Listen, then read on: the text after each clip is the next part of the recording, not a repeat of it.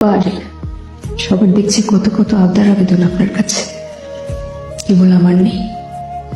আপনার কাছে শুধু আমারই কোনো কিছু চাওয়া পাওয়ার ছিল না দেখছি। বেশ তো, যা চেয়েছি তা দেবেন না বলে কত রঙ্গ কৌশল করে পারলেন। একটা পাপমুক্ত জীবন, একটি বন্দিত্বের প্রায়শ্চিত্ত, অসম্ভব আবদার রেখে সবার থেকে আলাদা হলাম। সবার মতো আবদার প্রকাশ করে কাঁদতে পারছি না। আপনার আমার ছিলই বাকি জয়ানের একটি অসম্পর্ক, একটা বিরোধ, তথাকথিত বৈধ একটি পরিচয়। তার ভিত্তিতে কি বা চাইবার থাকতে পারে আপনার কাছে? এক জীবনে কারো মেয়ে, বোন ও কিছু বন্দির কাণ্ডারি হতে গিয়ে স্ত্রী ও মা হওয়া হলো না। হারালাম সন্তানসা। আপনি কে? আমার কে আপনি? স্বামী হবার যোগ্যতা কি আছে আপনার? একজন আমজাদ আলী প্রামাণিকের মতো পুরুষ আমি চেয়েছিলাম আপনার স্থলে। এলেন আপনি। এলেন যখন জীবনটা মুছে নিলে হতো। আমার তো বাপ নেই। তিন কবুল পড়ার পর কি আপনার কর্তব্য ছিল না আমার এক জীবন কাঁধে বলতে পার? অথচ আপনি আমার রূহ অবধি পুড়িয়ে ছাই করেছেন দিনের পর দিন। জয়ামির, আপনি আমায় দেখেছেন কখনো? যে মেয়েটাই একটু একটু করে নারী জীবনের সমস্ত শখ আহ্লাদের গলা কেটে কিছু প্রাণ বাঁচাতে আপনার সাথে লড়াই করে গেছে।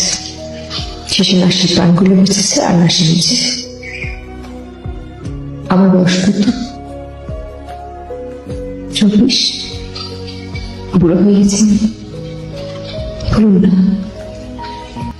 আপনি আমার এমন এক বৈধ পুরুষ যে হয়ে যাবে কারাবাসে, নয়তো নরকবাসে।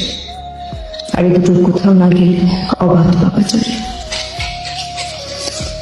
অথচ আপনি জয়ামিন না হলে আমার জীবন হতো,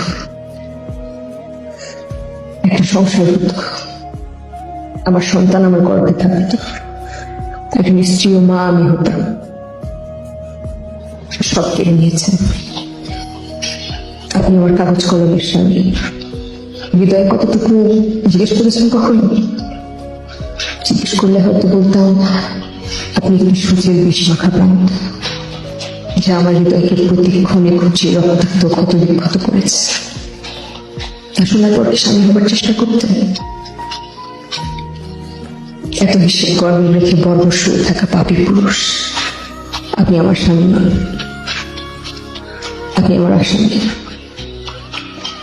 দুর্ভাগ্যবশত আমার সন্তানের বাপ। এই বিরোধ মিটল না। আখিরাতে দেখা হলে এই বিরোধের খাতা আমি আবার খুলব।